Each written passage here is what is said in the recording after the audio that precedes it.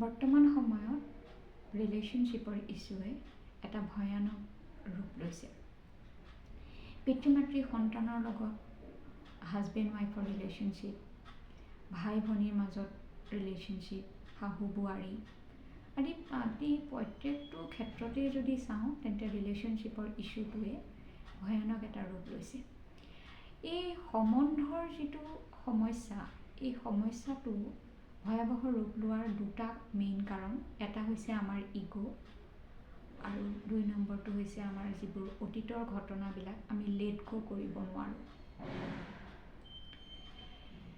আমি এজন মানুহৰ প্ৰতি যিটো থট ক্ৰিয়েট কৰিম, সেই থটটো ৰেডিয়েট হ'ব আৰু সেই পাৰ্চনজনেও আমাৰ প্ৰতি সেই একেটা থটেই ক্ৰিয়েট কৰে।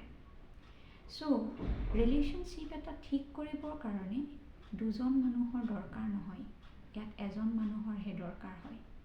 যদি আমি প্ৰত্যেকটো মুহূৰ্তত সেই মানুহজন যোনেই হওক, সেইজন লাগে হাজবেণ্ড ৱাইফেই হওক বা ভাই ভনী হওক বা মাক দেউতাক হওক বা শাহু শহুৰ হওক বা ফ্ৰেণ্ড চাৰ্কলেই হওক, যাৰ প্ৰতি আমি যেনেকুৱা ধৰণৰ থট ক্ৰিয়েট কৰিম সেইটোৱেই ৰেডিয়েট হ'ব আৰু তেওঁলোকেও সেই একে থটেই মোৰ প্ৰতি ক্ৰিয়েট কৰিব।